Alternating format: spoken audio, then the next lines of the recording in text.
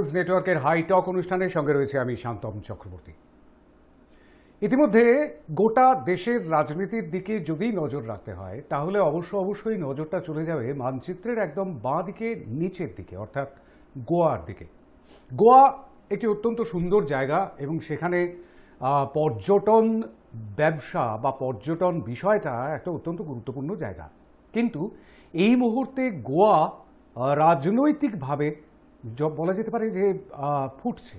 তার কারণ এই মুহূর্তে গোয়াকে কেন্দ্র করে একটা রাজনৈতিক চাপানুতোর তৈরি হয়েছে গোটা দেশ জুড়ে।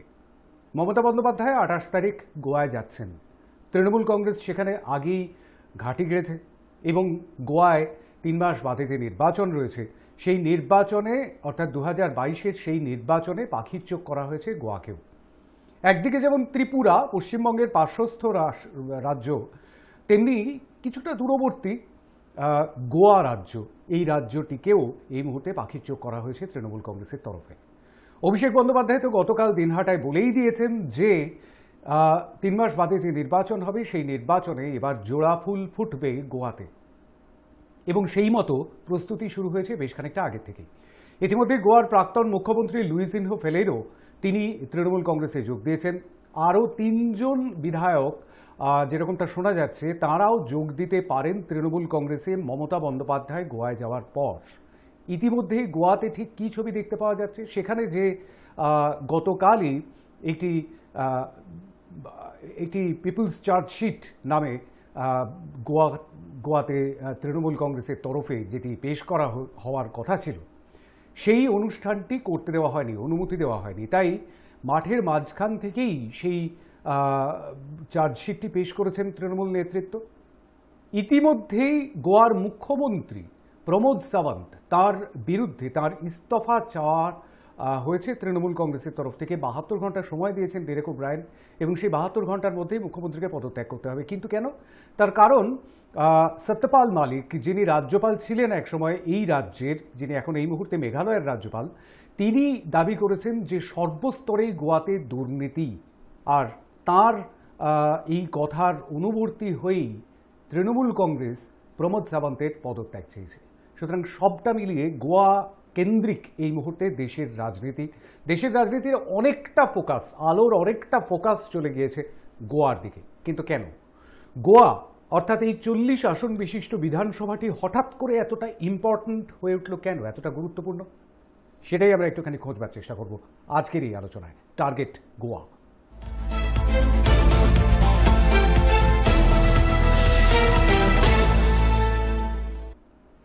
আমাদের সঙ্গে আজকে টার্গেট গোয়া এই আলোচনায় যারা যোগ দিচ্ছেন তাদের সঙ্গে পরিচয়টা করিয়ে দেওয়া দরকার। আমাদের সঙ্গে রয়েছেন রাজনৈতিক বিশ্লেষক নীলাদ্রি বন্দ্যোপাধ্যায়, স্বাগত জানাই আপনাকে।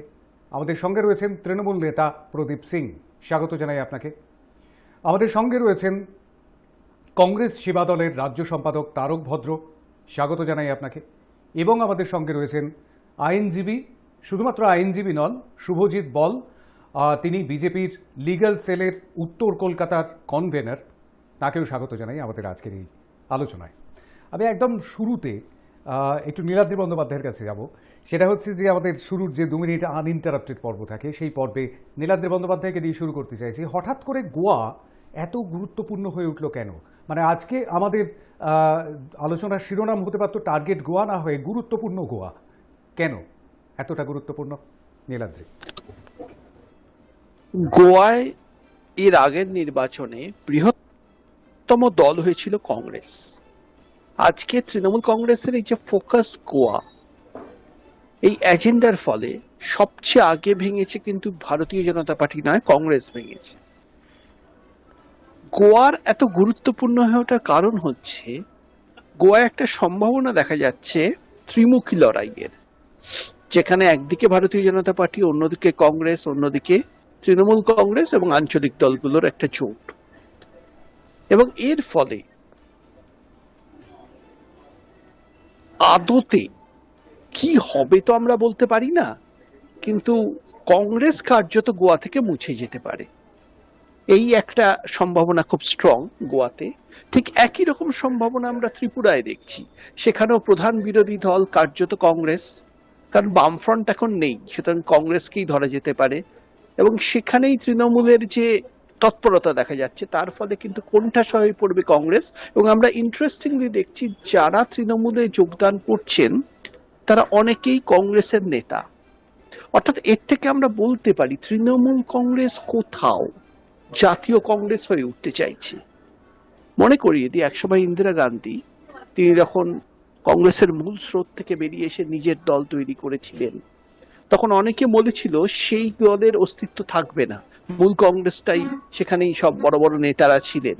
কিন্তু মানে সময়ক্রমে আমরা দেখছি ইন্দিরা গান্ধী মানুষের কাছে অনেক বেশি অ্যাকসেপ্টেড হয়েছেন এবং ইন্দিরা কংগ্রেসই আজ মূল কংগ্রেস বলে দাবি করে থাকে। আমি আশ্চর্য হব না যদি ভারতবর্ষের রাজনীতিতেও যারা কংগ্রেস সমর্থক, যারা কংগ্রেসের নেতা বিভিন্ন ক্ষেত্রে, তারা তৃণমূল কংগ্রেসে যোগদান করেন ভবিষ্যতে, এবং তৃণমূল কংগ্রেসই ভবিষ্যতে কংগ্রেসের মূল স্রোত হয়ে ওঠে। কিন্তু এই মূল স্রোত হওয়ার প্রক্রিয়া একদিনে তো হতে পারবে না, 3 মাসে হবে না, 2 বছরেও হবে না, সময় লাগবে। এটা একটা সময় সাপেক্ষ ব্যাপার। এবং এই যে শর্ট টার্মে শান্তম, এর ফলে সবচেয়ে বেশি যার রাজনৈতিক লাভ হবে সেটা হচ্ছে ভারতীয় জনতা পার্টি। কারণ এর ফলে ভারতীয় জনতা পার্টির বিরোধী ভোট যেটা, সেটা ভাগাভাগি হয়ে যাবে। আমি কারো পক্ষে বিপক্ষে বলছি না, আমি বাস্তব রাজনৈতিক চিত্রটা বলছি।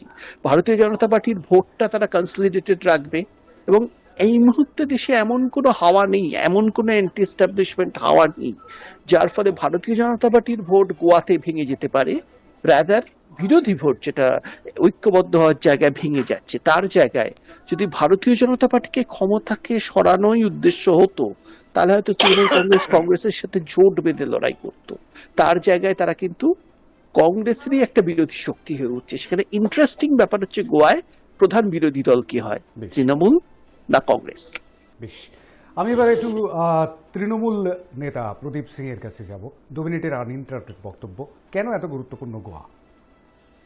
শান্তম, একটা ইতিহাস বলি। ইতিহাসটা কি না, নীলাদ্রিদার রেফারেন্সে ইন্দিরা গান্ধীর কথা বললেন।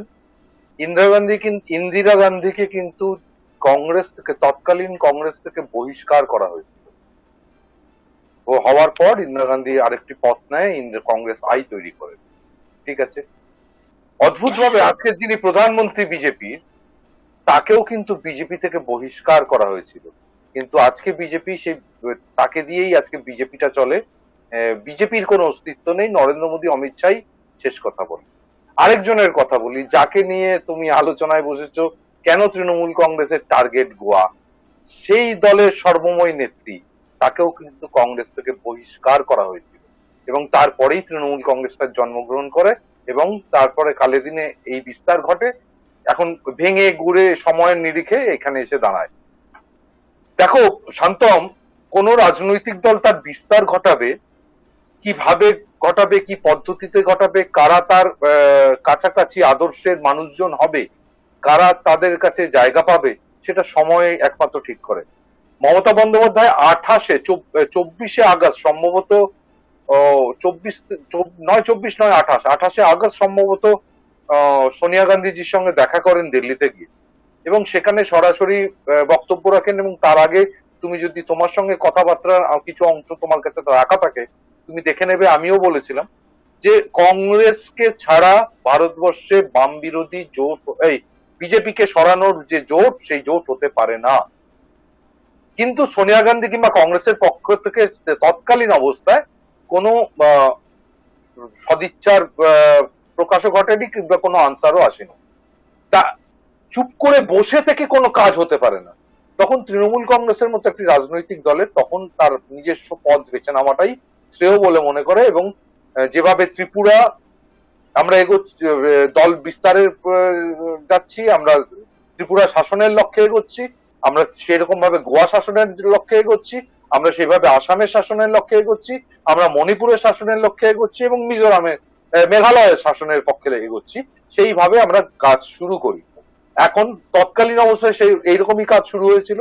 আজকে বর্তমানে গুজরাট, উত্তরপ্রদেশ,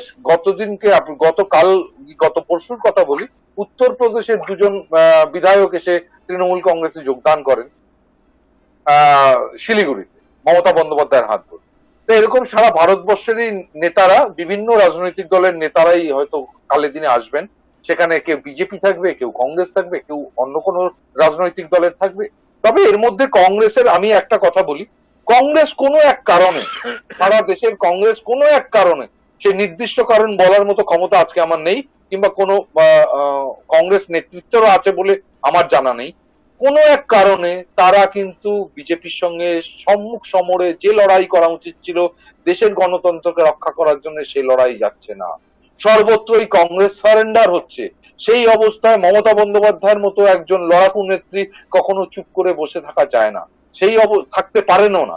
সেই জন্য গণতন্ত্র রক্ষা করতে, সমস্ত সংখ্যালঘু সম্প্রদায়কে রক্ষা করতে, আজকে সমস্ত দেশের সিস্টেমকে রক্ষা করতে আজকে মমতা বন্দ্যোপাধ্যায়কে এই সিদ্ধান্ত নিতে হয়েছে, তাকে বিস্তার ঘটাতে হয়েছে। সারা দেশে 1700 রাজনৈতিক দল আছে।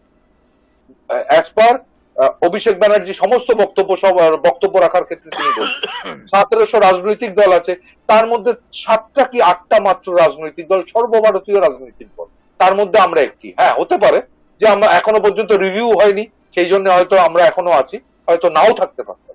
যদি রিভিউ হতো মাঝখানে, তাহলে হয়তো নাও থাকতে পারতাম।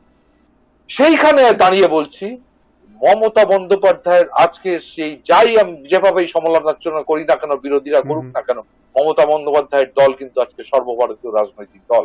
তৃণমূল কংগ্রেস সর্বভারতীয় তৃণমূল কংগ্রেস, সেইটিকে রক্ষা করা এবং তার বিস্তার ঘটানো এবং বিজেপির হাত থেকে সারা দেশবাসীকে গণতান্ত্রিক ভাবে এই মূল্যবৃদ্ধির হাত থেকে রক্ষা করতে গেলে আমাদের একত্রিত হয়ে দল বড় করে আমাকে ঝাঁপিয়ে পড়তেই হবে। বেশ ঝাঁপিয়ে পড়তে হবে, আর সেই কারণেই টার্গেট এই মুহূর্তে গোয়া। কিন্তু আমি একটুখানি একটা ছোট্ট বিরতি নেব। বিরতিতে যাওয়ার আগে আমি একটুখানি মনে করিয়ে দিতে চাইবো, সেটা হচ্ছে যে কংগ্রেসের সঙ্গে যে বিজেপি বিরোধী জোট, সেই জোটের প্রসঙ্গে আজকে সুখেন্দু শেখর রায় কি বলেছেন? তিনি বলেছেন যে অনন্তকাল অপেক্ষা করে থাকা যাবে না। অর্থাৎ কংগ্রেসের দিকে একটা বলা যেতে পারে নিশানা, তাদেরকেই নিশানা করে বলেছেন সুখেন্দু শেখর রায় যে তাদের সর্বময়ী নেত্রীর সঙ্গে মমতা বন্দ্যোপাধ্যায় দেখা করেছেন এবং খোদ মমতা বন্দ্যোপাধ্যায় আহ্বান জানিয়েছিলেন সোনিয়াজির কাছে যে বিরোধী শক্তিগুলিকে যাতে একজোট করা যায়, কিন্তু অনন্তকাল ধরে অপেক্ষা করে থাকা যাবে না। এটা যেমন একদিকে, অন্যদিকে আজকে শান্তিপুরের প্রচার সভায় দাঁড়িয়ে অভিষেক বন্দ্যোপাধ্যায় অর্থাৎ তৃণমূল কংগ্রেসের সর্বভারতীয় সাধারণ সম্পাদক, তিনি বলেছেন যে গত 7 বছর ধরে বিজেপির কাছে কংগ্রেস শুধু হেরেছে আর তৃণমূল কংগ্রেস বাংলায় বিজেপিকে হারিয়েছে, এটাই পার্থক্য। গোয়ায় গতকালই চার্জশিট প্রকাশ করেছে তৃণমূল কংগ্রেস। আজকে রাজ্যপালের সঙ্গে দেখা করে মুখ্যমন্ত্রীর ইস্তফার দাবিপত্র পেশ করা হয়েছে। সেই স্মারকলিপিতে বিজেপির তরফ থেকে নানান রকমের আক্রমণ ও মিটিং মিছিলের অনুমতি না দেওয়া থেকে শুরু করে পোস্টার ছিঁড়ে ফেলা, এই সব কিছুর অভিযোগই জানানো হয়েছে রাজ্যপালের কাছে। কিন্তু এই সব কিছু বিজেপির বিরুদ্ধে হলেও কোথাও যেন কংগ্রেসের বিরুদ্ধেও একটা তীর শানানো চলতেই থাকছে। আমি ঠিক সেই জায়গাটা থেকে একটুখানি আসবো তারক ভদ্রর কাছে। হ্যাঁ, খুব ভালো প্রশ্ন করেছো শান্তম। আমাকে একটু সময় দিতে হবে, অনেকগুলো প্রশ্নের উত্তর আমায় দিতে হবে। ঠিক ঠিক প্রথম আমি চলে যাই নীলাদ্রিতার যে কথাগুলো বললো সেইগুলোর আমি আগে প্রশ্নের উত্তরগুলো আমি দিই। 1 নম্বর হচ্ছে, যেভাবে তৃণমূল কংগ্রেস যে জায়গাগুলোতে গিয়ে কংগ্রেসের দল ভাঙিয়ে যেভাবে করে ঢুকতে চাইছে, তাতে কংগ্রেস মুছে যাবে কিনা এই একটা জায়গায় সংশয় দাঁড়িয়ে। তো আমি সেইখানে দাঁড়িয়ে বলি, আমাদের কাছে অনেক আগেই ধরা পড়ে গিয়েছিল যে তৃণমূল কংগ্রেসের প্রধানা বা তৃণমূল কংগ্রেস এবং আম আদমি পার্টির প্রধান, এরা দুজনেই যে বিজেপির এজেন্টের হয়ে কাজ করছে সেটা আমাদের কাছে আগেই জানা ছিল। কারণ প্রশান্ত কিশোরকে পাঠানো হয়েছিল আমাদের দলে, তাকে ঢুকিয়ে নিয়ে তাকে সেক্রেটারি পদ দিয়ে ভেতর থেকে ড্যামেজ করা মির্জাফরের কাজটা করবার জন্য প্রশান্ত কিশোরকে পাঠানো হয়েছিল। প্রশান্ত কিশোর ধরা পড়ে যায়, সেই জন্য প্রশান্ত কিশোরকে কংগ্রেস নেয় না, রাহুল গান্ধী বুঝতে পেরে। তো সেইখানে দাঁড়িয়ে আজকে তৃণমূল কংগ্রেস যদি বিজেপির এজেন্ট হয়ে না কাজ করে, তাহলে নারদার কেস চাগার দেবে, আবার তখন তড়িঘড়ি বাজবে। না হলে যেদিনকে ইডির অফিস থেকে অভিষেক বন্দ্যোপাধ্যায় বেরিয়ে সেই প্রথম টার্গেট কংগ্রেস, ভারতবর্ষে কংগ্রেস কি করেছে 60 বছরে, এই ডায়লগটা দেয় বিজেপির লোকরা বা আরএসএস। সেইখানে দাঁড়িয়ে যখন অভিষেক বন্দ্যোপাধ্যায়ের মুখে আমরা শুনতে পাই, তখন পরিষ্কার গন্ধ পাওয়া যায় নারদার কেসটা ভালোই চাগার হচ্ছে। সেইখানে দাঁড়িয়ে আজকে এই যে একটু আগে আমি শুনছিলাম যে অপেক্ষা করা যাক যে কংগ্রেসের কি দাঁড়াবে বা তৃণমূল কংগ্রেস সর্বভারতীয় পার্টি হবে কিনা। আমি তোমাকে একটু মনে করিয়ে দিই বা দর্শক মন্ডলীকে মনে করাই, 2019-এ চেষ্টা করেছিল দিল্লির বুকে, যেবার শীলা দীক্ষিত হেরে গেলেন, আমাদের মুখ্যমন্ত্রী ছিলেন, সেবারে চেষ্টা করেছিলেন ওখানে গিয়ে সর্বভারতীয় দল হওয়ার জন্য দিল্লিতে বিশ্বজিৎ চক্রবর্তীকে দাঁড় করিয়েছিল। সেখানে 500 ভোট পেয়েছিল বিশ্বজিৎ নাচা গানাকের উপরে, সেখানে জামানত বাজেয়াপ্ত হয়, তৃণমূল কংগ্রেস ঘরে ফিরে আসে। গিয়েছিল ত্রিপুরাতে, কংগ্রেসের কিছু বেইমানকে ভাঙিয়ে নিয়ে সেখানে টিকিট দেয়, দিয়ে সেইখানে আবার কটা আসন পায়, তারপরে আবার ওই বোর্ড সাইনবোর্ড নামিয়ে দিয়ে ব্যাক করে ঘরে ফিরে আসে।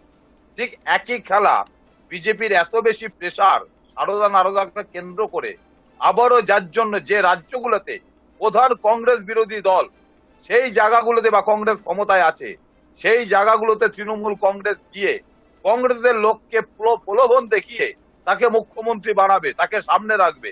এই করতে করে এই খেলা খেলে বিজেপির এজেন্ট হয়ে কাজ করছে, যাতে কিনা ভোটটা, নীলাদ্রিতে একটু আগে কথাটা বলছিল, একদম ঠিক কথা, আমি নীলাদ্রির সাথে একমত, যে আজকের ভোটটাকে, কংগ্রেসের ভোটটাকে যদি ভেঙে দুভাগ করে দেওয়া যায়, ফয়দাটা বিজেপিরই। কারণ মমতা বন্দ্যোপাধ্যায়ের দল বিজেপির এজেন্ট হিসাবে কাজ করছে, এটা ভারতবর্ষের মানুষের কাছে পরিষ্কার প্রমাণিত। এটা কোনো আর বাকি রাখে না মানুষের বুঝতে। না হলে প্রত্যেক জায়গায় ভোটটাকে ভাগ করার চেষ্টা করা হচ্ছে। আজকের বাংলার বুকে বিজেপিকে আনলো কে? বাংলার বুকে বিজেপি জায়গা পেল কার জন্য? বাংলার বুকে আজকে বিজেপি 76টা আসন কার জন্য, কে দিল? বাংলার মতো জায়গাতে যেখানে তৃণমূল কংগ্রেসের এত আধিপত্য, সেইখানে 18টা লোকসভা কি করে পেল? বাংলার বুকে যার পোলিং এজেন্ট ছিল না, না ওটা গিফট করা হয়েছে, ওটা গিফটেড বাই তৃণমূল কংগ্রেস। না হলে সারদা নারদা কেসে জেলে যেতে হবে। সেইখানে দাঁড়িয়ে আজকের পরিষ্কার ভারতবর্ষের মানুষের কাছে প্রমাণিত, তৃণমূল কংগ্রেস এবং আম আদমি পার্টি বিজেপির এজেন্ট হয়ে সারা ভারতবর্ষে ভোট ভাগের চিন্তা করছে, ভোট ভাগ করার চেষ্টা করছে, যাতে বিজেপি টিকে থাকতে পারে। বেশ, 24-এর খেলায় বিজেপি না যায়। আমি আবারও আসবো অবশ্যই ক্রস ডিসকাশনের সময়। আমি প্রদীপ সিং এর বক্তব্য শুনবো অবশ্যই ক্রস ডিসকাশনের সময়, কিন্তু এই মুহূর্তে আমি শুভজিৎ বলের কাছে চলে যাব। তাহলে কি টার্গেট করা হয়েছে যে গোয়াকে, সেই গোয়ায় বারবারই অভিযোগ তোলা হচ্ছে বিজেপির বিরুদ্ধে, বিজেপির মুখ্যমন্ত্রী, বিজেপির সব রকমের অভিযোগের তীরটাই হচ্ছে বিজেপির দিকে, কিন্তু আদতে এই বিষয়টাতে বিজেপি কি লাভবান হবে? আমাদের আলোচনায় এখনো পর্যন্ত যতদূর পর্যন্ত গড়িয়েছে তাতে বিজেপি লাভবান হওয়ার সম্ভাবনাই কি বেশি? আনইন্টারাপ্টেড 200%। শুভজিৎ। হ্যাঁ, সবাইকে অনুরোধ করব একটুখানি চুপ করে একটু শুনতে, কারণ আমি এতক্ষণ ধরে সবার বক্তব্যগুলো ধরে নিশ্চয়ই আনইন্টারাপ্টেড বলুন। হ্যাঁ, এবার প্রথমেই বলি, দেখুন, বিজেপি ত্রিপুরা বলুন বা গোয়া বলুন, দু জায়গাতেই বিজেপি যে সরকার গঠন করবে, বিজেপি সেদিক দিয়ে কোনো সন্দেহ নেই। কারণ মানুষ ভারতীয় জনতা পার্টিকে আবার ক্ষমতায় দেখতে চাইছে গোয়া এবং ত্রিপুরা। এবার বিরোধী রাজনীতি করতে এসে কিছু ক্ষেত্রে কংগ্রেস এবং তৃণমূল কংগ্রেস ভাই বোনের মধ্যে কি মারামারি, কি কাটাকাটি হচ্ছে, তা বিষয়বস্তুটা জানবার বিজেপির আগ্রহ নেই। এবার এই বিষয়বস্তুটার মধ্যে গিয়ে দেখা যাচ্ছে যে কিছু কিছু সময় এরা আন্দোলনে ফোকাস দিতে চাইছে, মানুষের কাছে কিছু ফোকাস পেতে চাইছে। সেই ফোকাসগুলোর মূল্যায়ন হয়তো ভারতীয় রাজনীতিতে খুব কম, কিন্তু তারা সবসময় এই নিম্নমানের রাজনীতিটি করে। কি রাজনীতি করে? পশ্চিমবাংলার বুকেও দেখা যায় অভিযোগ আর অভিযোগ। এখানে ঠিক ত্রিপুরাতে একই অভিযোগ করছে, দেখা যাচ্ছে 5-7 জন হয়তো তৃণমূল কংগ্রেস কর্মী বা নেতৃত্ব গিয়ে ওখানে গিয়ে, যেখানে সিসিটিভি নেই সেসব জায়গায় গিয়ে আন্দোলন দেখাচ্ছে, আর সেসব জায়গায় কে কার গাড়ি ভাঙছে জানি না, সেসব ছবিগুলো দিয়ে দেখানো চাইছে, মিডিয়ার মাধ্যমে জনপ্রিয়তা তৈরি করার চেষ্টা করছে।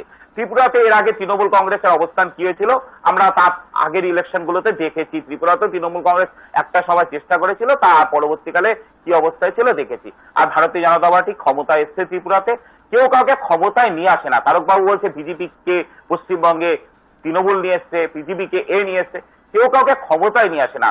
মানুষের সমর্থন, মানুষের দীর্ঘদিন যে রাজনৈতিক দলগুলো মানুষের অভাব, মানুষের অনটন, মানুষের চাওয়া পাওয়া, মানুষের গণতান্ত্রিক অধিকারগুলোকে দিতে পারবে, সেই দলগুলোকে মানুষ এনে দেয়।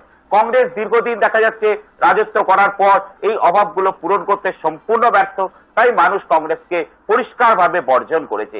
এক কথা, বর্জন বলতে মানে আরো একটু ভালোভাবে যদি বলি, মানুষ পুরো সম্পূর্ণভাবে ছুঁড়ে ফেলে দিয়েছে।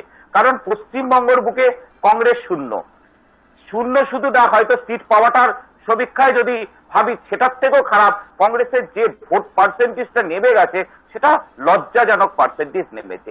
তাহলে পশ্চিমবঙ্গের বুকে কংগ্রেস নিয়ে যেমন কিছু মাথা ব্যথা নেই, না বিজেপির আছে, বিজেপি কংগ্রেস নিয়ে ভাবেও না। পশ্চিমবঙ্গে বিজেপি যে ভোট পার্সেন্টেজটা বাড়িয়েছে, সিটের সংখ্যায় সমতুল্য, হয়তো সিটটা তার তুলনায় কম, কিন্তু যে পার্সেন্টেজটা বাড়িয়েছে, আগামী দিনে পশ্চিমবঙ্গে বিজেপি মানুষের জন্য যত বেশি কাজ করার চেষ্টা করবে, বিরোধী রাজনীতিবিদ হিসাবে, বিরোধী রাজনীতি করার সৌবাদে, বিরোধী একজন দল হিসাবে মানুষের জন্য যতটা মানুষের আন্দোলনে, গণ আন্দোলনে পাশে দাঁড়ানোর চেষ্টা করছে, সেইভাবে মানুষ হয়তো আগামী দিনে ভারতীয় জনতা পার্টিকে পশ্চিমবঙ্গ ক্ষমতায় নিয়ে আসবে। আর তৃণমূল কংগ্রেসের সীমিত ক্ষমতার মধ্যে শুধু পশ্চিমবঙ্গ, এর আগেও বিভিন্ন রাজ্যে তারা সিট দিয়েছে। যেমন একটু আগে তারকবাবু বলল যে বিশ্বজিৎ চট্টোপাধ্যায় দাঁড়িয়েছিল, সেই ভোটটা তারকবাবু একটু বললো 57টা ভোট পড়েছিল বিশ্বজিৎ চট্টোপাধ্যায় ত্রিপুরাতে, 57 সেই সংখ্যক ভোট পেয়েছিল। তাই তৃণমূল কোথায় ভোটে ক্যান্ডিডেট দেবে না, সেগুলো বিজেপির জানার বিজেপির কাছে গ্রহণযোগ্য নয়। কারণ নিজেরাই লাফাচ্ছে, নিজেদের ডাক নিজেরাই পেটাচ্ছে, কয়েকজন ফটোগ্রাফার নিয়ে গিয়ে ফটো তুলছে। এটা করে যদি মানুষের মন জয় করা যেত, তাহলে গণতন্ত্র অনেক সহজ সরল হতো।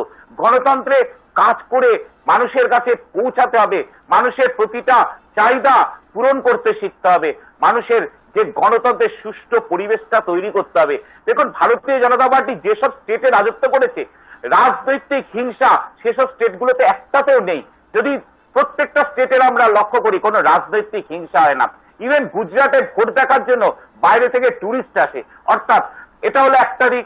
সেকেন্ড হচ্ছে ব্যবসার কেন্দ্র।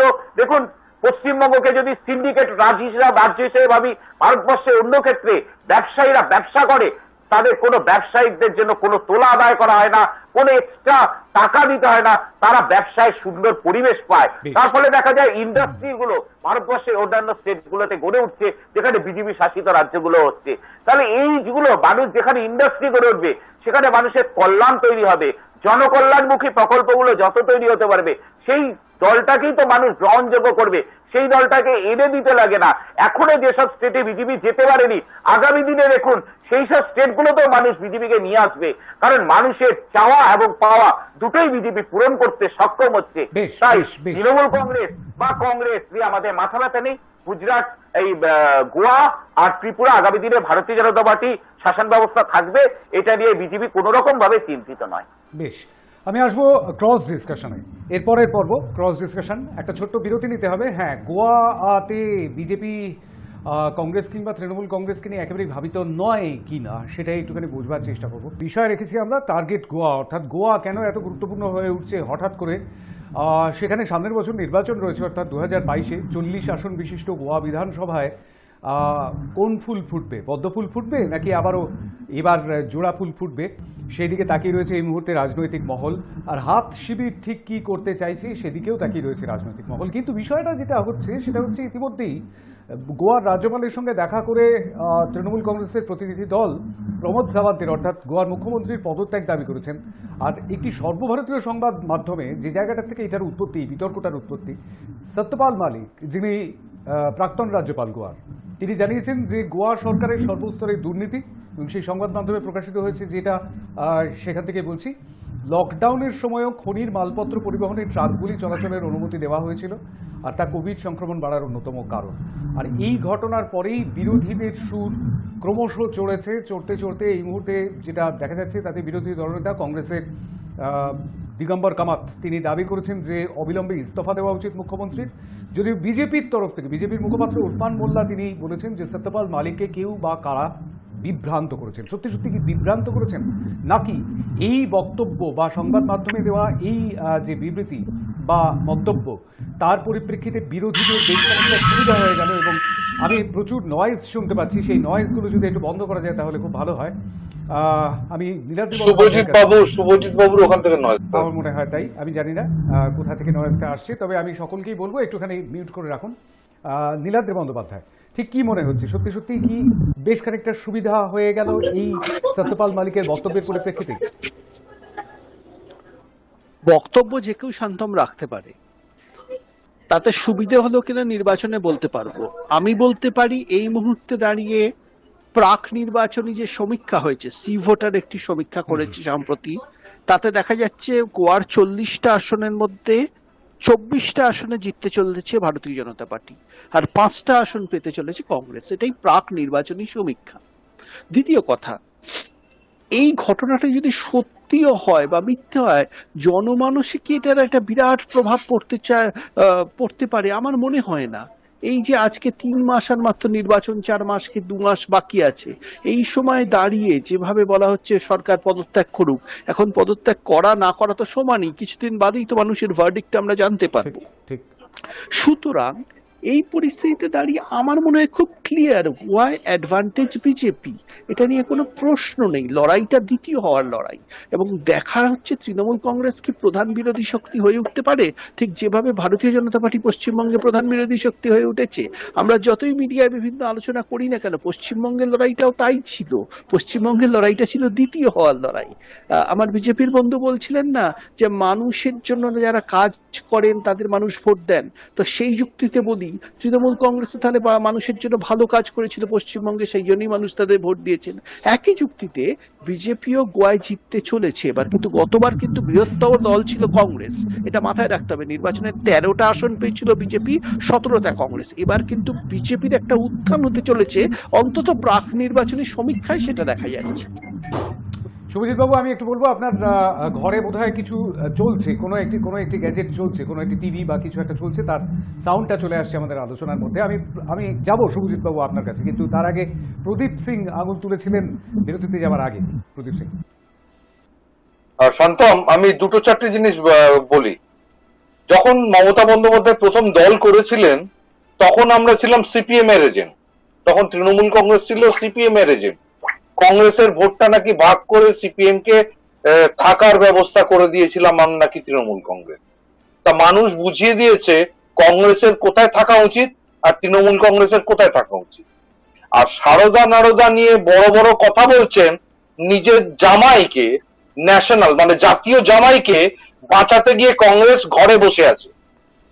আজকে মানে প্রিয়াঙ্কা গান্ধীকে বার করতে হচ্ছে, তারা সভাপতি পর্যন্ত, সারা সর্বভারতীয় সভাপতি পর্যন্ত নির্বাচন করতে পারে না, তারা আবার লড়াইয়ের কথা বলছে। বলতেই পারেন এমন অবস্থা, বিজেপিকে নাকি তৃণমূল কংগ্রেস হাত ধরে নিয়ে এসছে।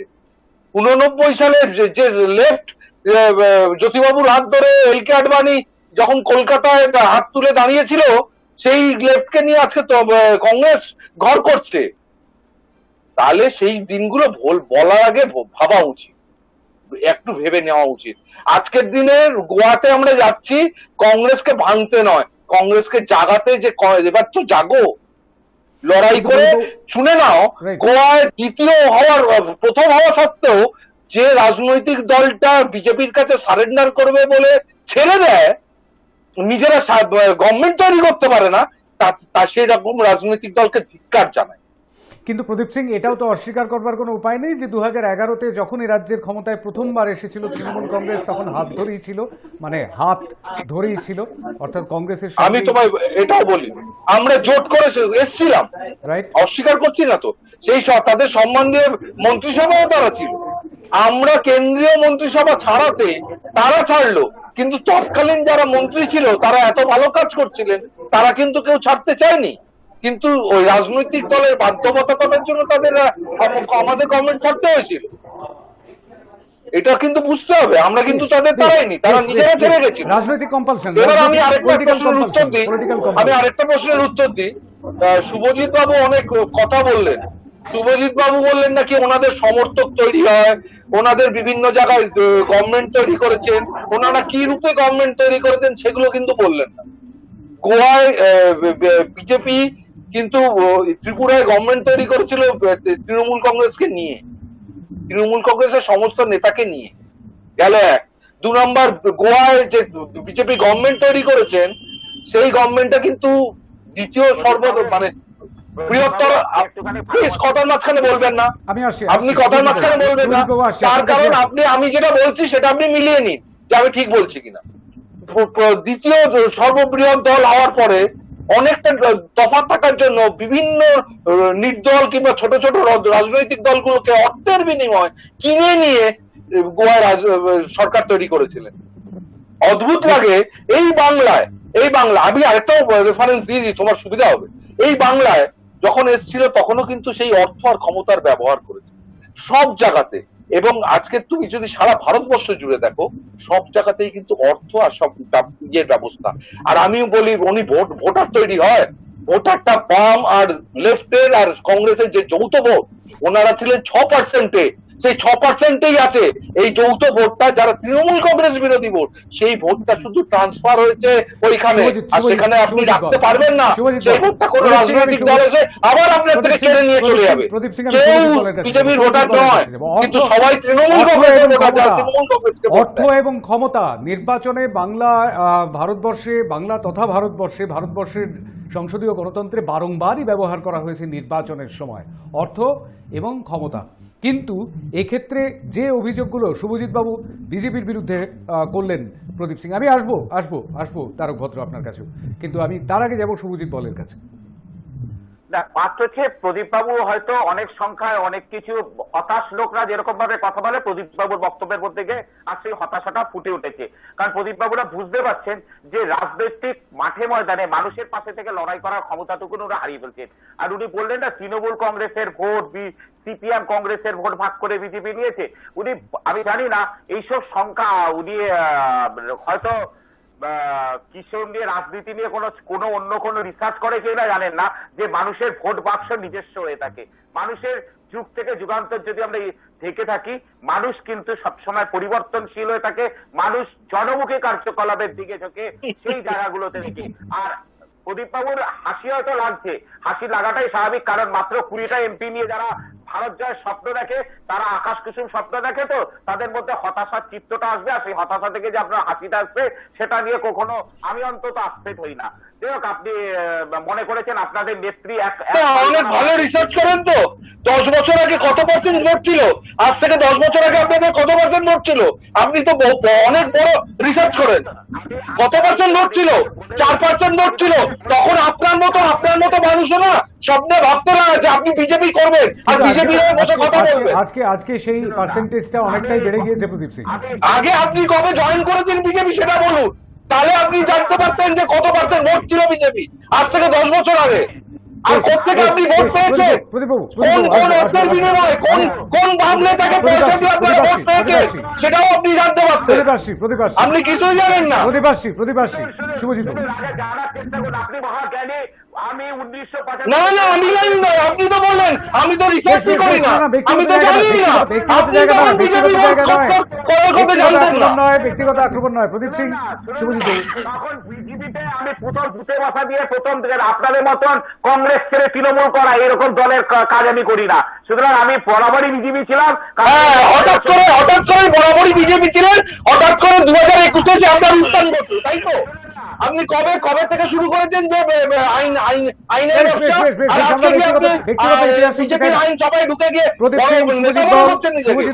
সিং আপনি রিসার্চ কিছু করেন না। আমি গোয়াতে আজকে দিয়েও আপনি 3%-এর দল।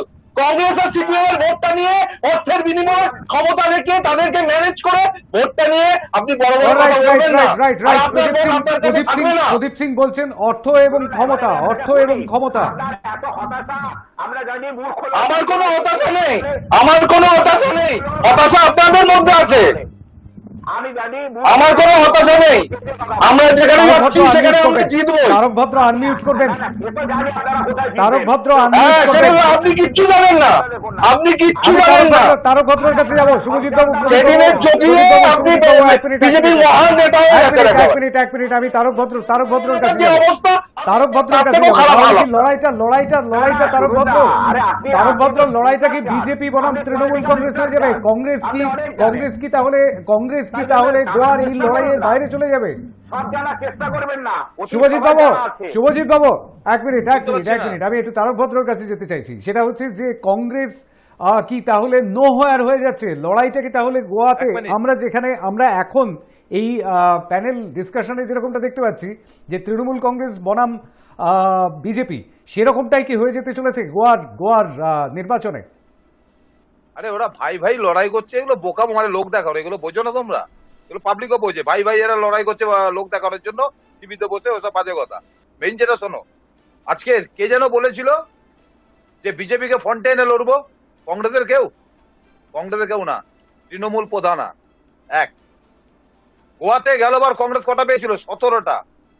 সেইখান থেকে হর্স ট্রেডিং করে সেখান থেকে সেই সরকারটা, এবং যে ছিল তোমার রাজ্যপালের তত্ত্বাবধানে কংগ্রেসের সরকারটাকে ছিনিয়ে নেওয়া হয়। কারণ আমরা জানি মেজরিটি অফ গেইন, যে মেজরিটি পেয়েছিল কংগ্রেস 17টা আসন, সেখানে কংগ্রেসকে না ডেকে আগে ডাকা হয়েছিল বিজেপিকে সরকার গড়বার জন্য। এইখানে হচ্ছে দলতন্ত্র দেখিয়েছিল রাজ্যপাল, বেআইনি করেছিল। তারপরে কোনো ব্যবস্থা করেছো কি? কোন আন্দোলন করেছো কি? তারপরে কোটে গেছো কি? কোনো কাজ করোনি। তাহলে কংগ্রেসকে মহান দেখানোর চেষ্টাই করো না। তোমাদের সেই লড়াই করার মেরুদণ্ডটাই হারিয়েছো তোমরা। কিসের বলতে দাও? তোমরা কোনো কাজ করেছো? আমাদের হারিয়ে নিয়েছে, আমার থেকে কেড়ে নিয়েছে। প্রদীপ সিং এক মিনিট, কান্নাকাটি বন্ধ করো, প্রদীপ সিং এক মিনিট, কান্নাকাটি বন্ধ করো। প্রদীপ সিং এক মিনিট, কোটে যাওনি, আন্দোলন করোনি, তোমার থেকে কেড়ে নিয়েছে কংগ্রেস। প্রদীপ সিং এক মিনিট, এক মিনিট, এক মিনিট। ডিস্টার্ব করেনি। আবার আমার সময় ডিস্টার্ব করোনি। তারক ভদ্রের বক্তব্য শুনবো, তারক ভদ্রের বক্তব্য শুনবো। 30 সেকেন্ড আমাকে তারক ভদ্র, বিরতি নিতে হবে। সময় দিতে হবে, শান্তন, সময় দিতে হবে। সেইখানে দাঁড়িয়ে আজকে যে জামাইয়ের কথা বলা হচ্ছে, প্রিয়াঙ্কা গান্ধী, খবরটা নিয়ে নেবে তোমরা। প্রিয়াঙ্কা গান্ধী নিচে ইডির দপ্তরে জামাইকে পৌঁছে দিয়ে বলেছে, দোষী হলে জেলে পুরে দিন, নির্দোষ হলে বাড়িতে পৌঁছে দেবেন বলে বেরিয়ে চলে এসছে। গার্ডস রাখে, ক্ষমতা রাখে, করে কিছু পায়নি। 7 বছরে দেশটাকে সর্বনাশের দিকে ঠেলে দিয়ে আজকে গিয়ে এই নাটক। প্রদীপ বলতে দাও। আজকে কিন্তু অভিষেক বন্দ্যোপাধ্যায়ের মতো এসে বাইরে বেরিয়ে কংগ্রেসকে গালাগালি করেনি। অভিষেক বন্দ্যোপাধ্যায় গিয়ে সামনাসামনি হয়েছে, অন্যায় আবার করেনি, মানে করেনি। কিন্তু এর সঙ্গে করা না করার কি সম্পর্ক? আমাকে বলতে দাও। আজকে যেটা করছো, সারা ভারতবর্ষ জুড়ে গিয়ে বিজেপির এজেন্ট হয়ে কাজ করে, এইটাই হলো কংগ্রেসী মানসিকতা, এই হলো কংগ্রেসী মানসিকতা। আজকে এইটাই হলো কংগ্রেসী মানসিকতা। এই জন্যই পারোনি তোমরা, সেই জন্যই গোয়ার সরকার রাখতে পারোনি, সেই জন্যই তোমাদের ছেড়ে সমস্ত রাজনৈতিক নেতারা অন্য দলে চলে আমি যাচ্ছে। ঠিক বুঝতে পারছি না, গোয়াতে তাহলে কি লড়াইটা ত্রিমুখী হবে? ওই জন্য আজকে G23 বলে তোমাদের সব শীর্ষ নেতারা আজকে কংগ্রেসের সভাপতির বিরোধিতা করছে। আমি এটা অত্যন্ত গুরুত্বপূর্ণ,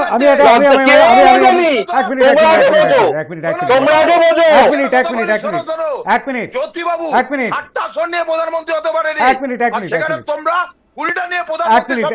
আমরা কটা নিয়ে কংগ্রেসের মাথা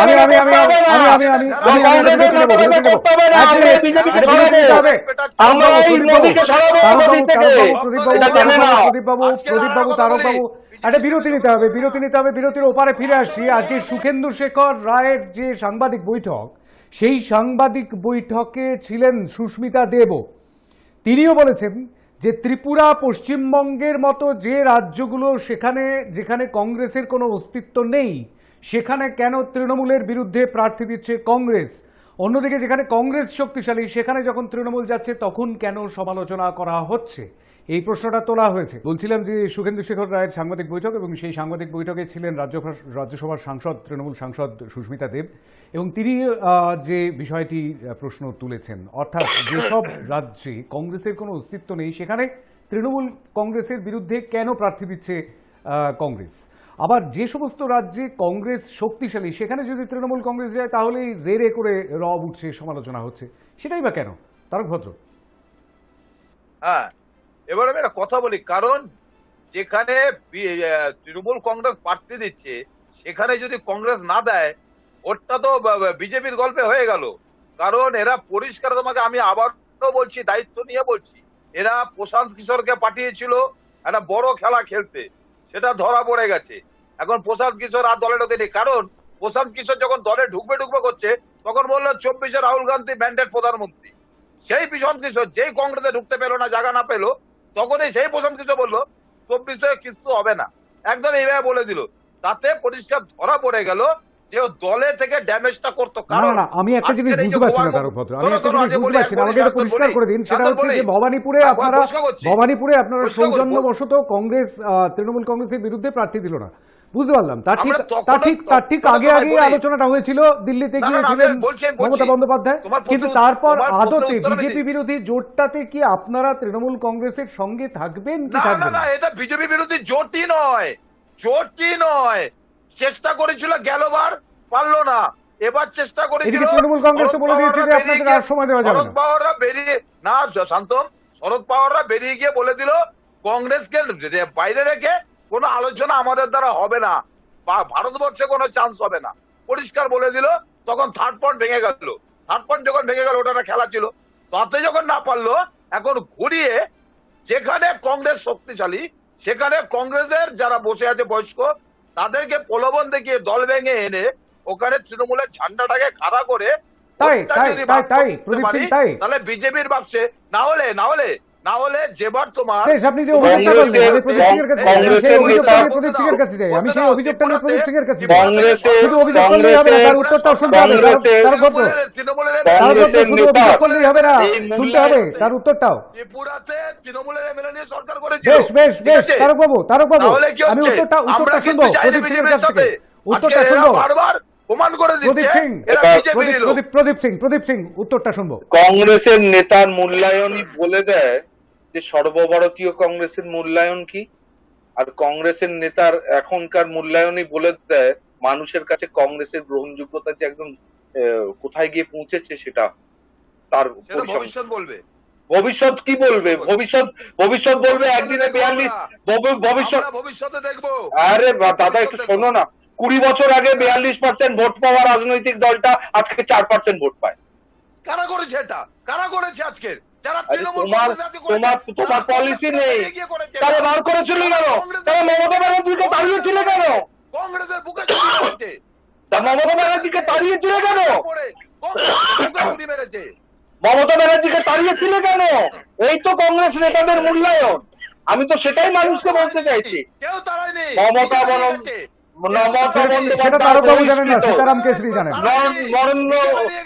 বন্দ্যোপাধ্যায় লোকে তোমার দিকে তাকিয়ে হাসবে তুমি যদি এই কথা বলো। কেউ তাড়ায়নি। একদম মমতা বন্দ্যোপাধ্যায় বহিষ্কৃত কিচ্ছু জানে না। আমি যে জায়গাটায় ফোকাস করতে চাইছি, এক মিনিট আমি 97 সালে প্রদীপ সিং তারক ভদ্র, আমি 97 সালে ফিরতে চাইছি না, আমি 2021-এ থাকতে চাইছি, 2022-এর নির্বাচনের কথা আলোচনা করছি। আমি যে বিষয়টা নেতার মূল্যায়নই বলে দিচ্ছে সর্বভারতীয় ক্ষেত্রে কংগ্রেসের কি মূল্যায়ন আর তাদের নিজেদের দলের মধ্যে কি মূল্যায়ন। বেশ না, আমি যে জায়গাটা যেতে চাচ্ছি সেটা হচ্ছে এই কংগ্রেস যে সমস্ত জায়গাগুলোতে একটা কথা বারংবার আমরা শুনেছি, রাজনৈতিক বিশ্লেষকদের একাংশ এরকমটা বলেছেন যে কংগ্রেসকে খানিকটা দুর্বল করে দেওয়া হয়েছে এবং আরো খানিকটা দুর্বল করে দেওয়ার চেষ্টা এই মুহূর্তে চালানো হচ্ছে। যে সমস্ত ছোট রাজ্যগুলো রয়েছে, সেটা হচ্ছে ত্রিপুরা, গোয়া, এই সমস্ত জায়গাগুলোতে দুর্বল করে দেওয়া হয়েছে। নীলাদ্রি বন্দ্যোপাধ্যায় আমার অনুষ্ঠানে এসেই সে কথা বলেছেন যে এই কংগ্রেসকে খানিকটা টার্গেট করা সেই কারণেই। সত্যি কি তাই নীলাদ্রি বন্দ্যোপাধ্যায়? না, আসলে শান্তম যেটা হচ্ছে, দেখুন রাজনৈতিক বিরোধিতা থাকবেই, কিন্তু ফাইনালি মানুষ তো কংগ্রেসকে ভোট দেয়নি বলেই কংগ্রেস আজ শূন্য হয়ে গেছে। মানে মমতা বন্দ্যোপাধ্যায় ঠিক ছিলেন না কংগ্রেস ঠিক ছিল সেটা প্রশ্ন নয়, মানুষ তো ভোট দেয়নি কংগ্রেসকে, এটাই বাস্তব। তাহলে এত কিছু হওয়া সত্ত্বেও মানুষ কংগ্রেসকে ভোট দিল না কেন? তারকদারা কেন ভোট পেলেন না? অর্থাৎ তারকদাদের কোথাও একটা বিশ্বাসযোগ্যতার অভাব মনে হয়েছে মানুষের মধ্যে, ভোটারদের মধ্যে, সেই জন্যই মানুষ তাদের ভোট দেয়নি। নীলাদ্রিদা, আপনাদের প্রতি বিশ্বাস ছিল মানুষের? আমি কংগ্রেসের কথা বলছি। এবার আমি যদি বিহারে যাই, বিহারে লালু প্রসাদ যাদবের দলও আজ মনে করছে কংগ্রেস একটা লায়াবিলিটি হয়ে গেছে। সেখানেও তারা মনে করেছে রিসেন্ট স্টেটমেন্ট লালু প্রসাদের থেকে, মিডিয়া স্টেটমেন্ট দিয়েছে। এই যে উপনির্বাচন সামনে আছে 30 তারিখে, সেখানে কংগ্রেস আর আরজেডি জোট হচ্ছে না, কারণ আরজেডি মনে করছে কংগ্রেসের হাতে কোনো আসন ছাড়া মানে সেটা আসনটা বিজেপি বা এনডিএর হাতে তুলে দেওয়া, এটাই তারা মনে করছে। কংগ্রেস কোথাও মানে দলগুলো ভয় পাচ্ছে, উত্তরপ্রদেশে সমাজবাদী পার্টি কংগ্রেসের সাথে জোট করছে না, কারণ তারা আপনি ভয় প্রমাণ করে পাচ্ছে দিচ্ছেন নীলাদ্রিদা, কংগ্রেস আপনি প্রমাণ কারোর করে সাথে দিচ্ছেন। গেলেই কংগ্রেস কারোর সাথে গেলেই কংগ্রেস কারোর সাথে গেলে আর আপনারা এক, এটা আপনার কথা কংগ্রেস প্রমাণ করে কারোর সাথে দিচ্ছে। গেলেই আম আদমি পার্টি আর তাদের বিজেপি পরাজয় আপনারা নিশ্চিত। প্রমাণ করে দিচ্ছেন। কংগ্রেস আপনারা প্রমাণ যেন করছেন। একটা পরাজয়ের অন্য রূপ হয়ে গেছে। আর এটা বলছি তো আরেকটা আপনারা কারণ প্রমাণ হচ্ছে, করে দিচ্ছেন সেটা নীলাদ্রিদা। এটা আরেকটা কারণ হচ্ছে সম্প্রতি আপনারা কংগ্রেসের যে প্রমাণ করছেন। বক্তব্য, রাহুল গান্ধীর বক্তব্য আর ইমরান খানের বক্তব্য হুবহু মিলে যাচ্ছে বিভিন্ন ইস্যুতে। এবং কংগ্রেস ভারতবর্ষের রাজনীতির দল না পাকিস্তানের রাজনীতির দল মানুষ বুঝতে পারছে না। মানুষ বুঝতে পারছে না রাহুল গান্ধীর প্রধানমন্ত্রী কি, রাহুল গান্ধী নরেন্দ্র মোদী ছাড়া, রাহুল গান্ধীর প্রধানমন্ত্রী কি নরেন্দ্র মোদী নাকি ইমরান খান, সেটাই বুঝতে যাচ্ছে না। এটা কনফিউশন আছে মানুষের মনে। আমার মনে হয় কংগ্রেস পাকিস্তানে তাদের শাখা খুলতে পারে এবং সেটা একটা বিরাট সম্ভাবনা আছে তাদের। তারা এর মধ্যে কোথাও পাকিস্তান আসছে না, কিন্তু আমরা ভারতবর্ষের না, না, মধ্যেই এটা রয়েছি। সম্ভাবনা, আমরা সম্ভাবনা। ভারতবর্ষের মধ্যেই রয়েছি। আরে না না, অমিত শাহ তো বলেছিলেন বিজেপি নেপাল না কোথায় বিদেশে যাবে, তা কংগ্রেসও পাকিস্তান। বেশ আমরা আবার একটুখানি গোয়াতে ফিরে আসি। আমরা আবার একটু গোয়াতে ফিরে আসি। 2022 নির্বাচন রয়েছে গোয়াতে। আমি আসছি, আমি তারকবাবু নীলাদ্রিবাবু এক মিনিট আমাদের আলোচনার একদম শেষ মুহূর্তে এসে পৌঁছেছি। আমি আবারও সেই একই আলোচনায় ফিরে আসবো, আমি একই প্রশ্নে ফিরে আসবো আইনজীবী শুভজিৎ বলের কাছে। সেটা হচ্ছে এই যে একটা বিজেপি বিরোধিতা, সেই বিজেপি বিরোধিতা নিয়েও কে বড় বিরোধী হয়ে উঠতে পারবেন তার একটা লড়াই, সেই লড়াইটা কি আখেরে লড়াই তো আছেই অন্তত রাজনৈতিক তারকবাবু রাজনৈতিক নেতৃত্ব অস্বীকার করতে পারেন, কিন্তু সংবাদ কর্মীর চোখ সেদিকে পড়বেই। তারকবাবু সংবাদ কর্মীর চোখ সেদিকে পড়বেই। কে বড় বিরোধী হয়ে উঠতে পারেন তার একটা লড়াই এই মুহূর্তে চলছে, আর সেটাতে আখেরে বিজেপিরই লাভ হবে কিনা আমি সেটাই জানতে চাইছি শুভজিৎ বলের কাছে। তারকবাবু প্লিজ 135 কোটি দেশের 2,85,00,000 ভোট পাওয়া তৃণমূল কংগ্রেস আর ভারতবর্ষে 40-42টা পার্লামেন্টে সিট পাওয়া কংগ্রেস, এই দুটোই ভারতীয় রাজনীতি, ভারতীয় জনতা পার্টি অনেক দূরে অবস্থান করছে। এক মিনিট, একটু 10 সেকেন্ড প্লিজ তারকবাবু, 10 সেকেন্ড বলতে দিন, একটু 10 সেকেন্ড বলতে দিন। সব জায়গা থেকে শুভজিৎবাবুকে অনেক দূরে পিছিয়ে আছে। অর্থাৎ পার্সেন্টেজের হিসাবটা যদি করা যায়, তৃণমূল কংগ্রেস সর্বভারতীয় ভোট স্তরে হয়তো কালীঘাট তৃণমূল কংগ্রেস নামটা হয়তো সম্মানিত হবে। সর্বভারতীয় তৃণমূল কংগ্রেস থাকবে কিনা তারা যদি সমীক্ষা হয় তাই উঠে আসবে, কারণ ভোট পার্সেন্টেজের হিসাব করলে সেটাই দাঁড়াবে। আর কারণ ভারতবর্ষের টোটাল ভোটিং এর হিসাবে তাহলে তারা সব ভারতীয় জনতা পার্টি কখনোই বিজেপির সমতুল্য না। হয়তো পশ্চিমবঙ্গে তারা ক্ষমতায় এসছে, আগামী দিন থাকবে কি থাকবে না মানুষ জবাব দেবে, কিন্তু তাই আগামী দিনের উত্তর আগামী দিনেই পাওয়া যাবে। 2024 লোকসভা নির্বাচনে কি হবে সেটা জানা নেই এখনই, কিন্তু তার আগে বিধানসভা নির্বাচনগুলো রয়েছে। জনতা পার্টির সামনাসামনি কোনো কম্পিটিটর নেই। শুভজিৎ বাবু, তার আগে 2022 এবং 2023 অনেকগুলো রাজ্যের বিধানসভা নির্বাচন, সুতরাং সেই বিধানসভা নির্বাচনের দিকে আমাদের তাকিয়ে থাকতে হবে। আজকের আলোচনায় যোগ দেওয়ার জন্য সকলকে অনেক ধন্যবাদ তারক ভদ্রকে, অনেক ধন্যবাদ শুভজিৎ বলকে, অনেক ধন্যবাদ প্রদীপ সিংকে, অনেক ধন্যবাদ নীলাদ্রি বন্দ্যোপাধ্যায়কে আজকের আলোচনায় যোগ দেওয়ার জন্য। 2024 আগে যেটা বলছিলাম, তার আগে 2022 এবং 2023 বিধানসভা নির্বাচনগুলো রয়েছে।